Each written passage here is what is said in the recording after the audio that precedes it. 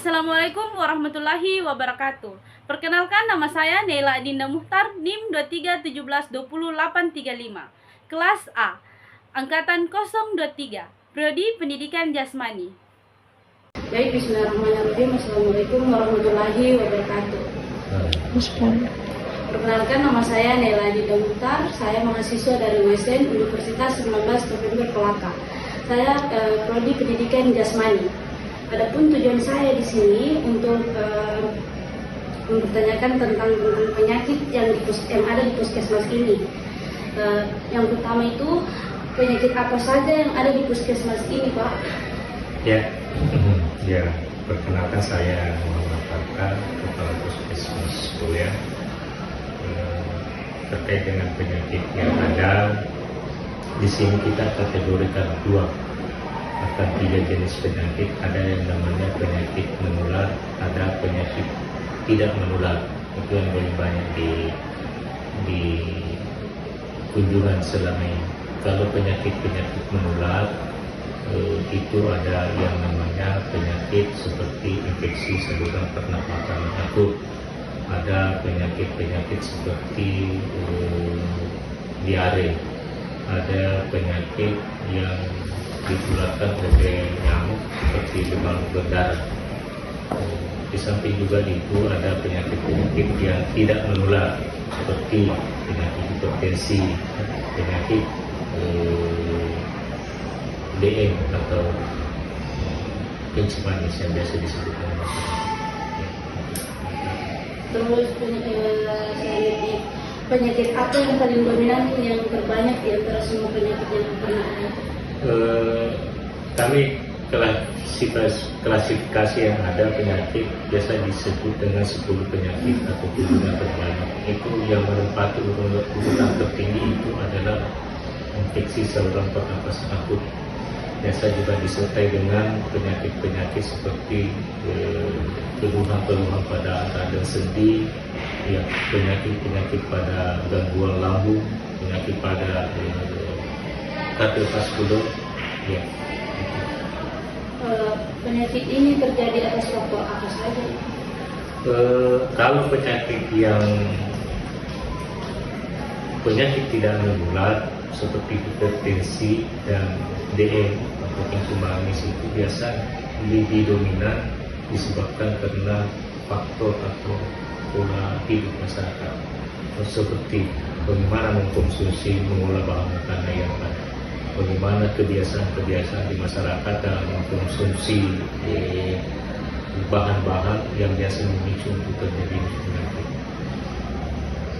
Terus dengan cara mencegahnya itu penyakit cara apa? Ya, itu tadi sesuai dengan penyebabnya. Kalau umpama penyakit hipertensi, kalau penyakit demam, umpama diabetes mellitus yang terkait dengan pola hidup atau gaya hidup, ya, makanya pencegahannya bagaimana supaya menghindari terjadinya risiko penyakit itu, bahwa dia harus pemeriksaan diri secara berkala, terus bagaimana aktivitas fisiknya dan pola makan, utamanya penyakit yang tidak menular seperti itu. Baik, terima kasih atas kesempatannya untuk memberikan jawaban-jawaban dari pertanyaan saya.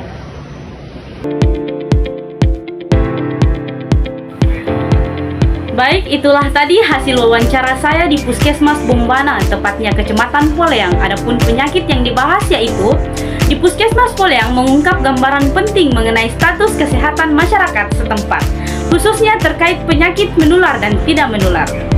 Yang dominasi di situ ada ISPA atau komplikasi, prevalensi tinggi infeksi saluran pernapasan akut, yaitu ISPA, mendominasi dengan 10 kasus yang tercatat, menunjukkan tingginya angka kejadian penyakit ini di wilayah tersebut. Ini memerlukan perhatian dan serius terkait faktor-faktor risiko dan upaya pencegahan.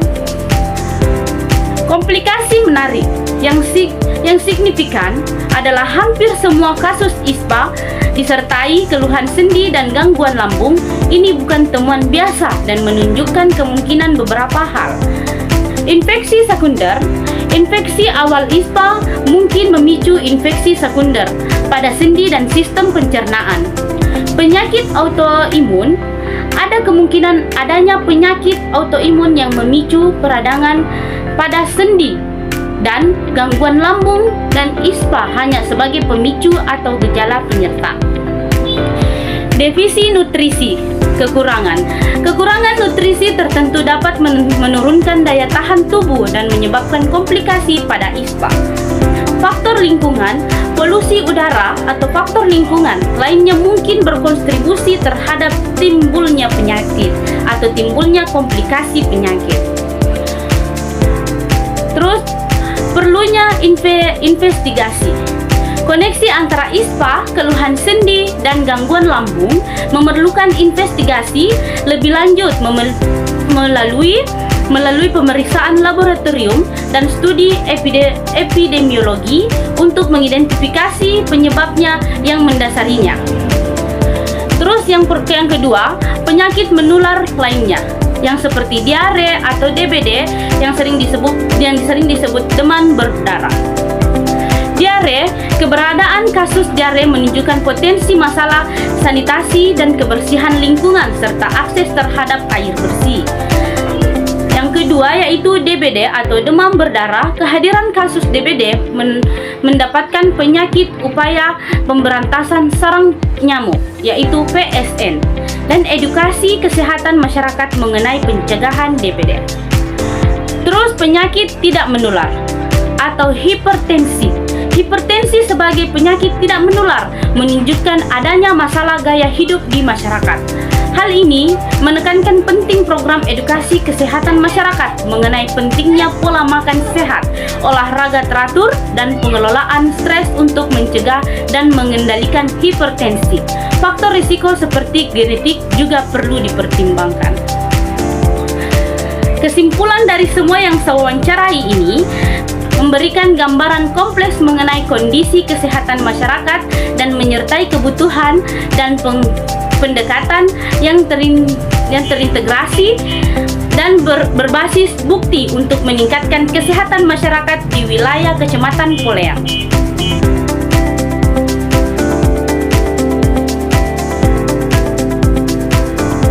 Baik, itulah tadi hasil penelitian dan penjelasan saya di Puskesmas Bombana, tepatnya di Kecamatan Poleang. Lebih dan kurangnya mohon dimaafkan karena saya manusia biasa, tidak luput dari kesalahan. Wassalamualaikum warahmatullahi wabarakatuh.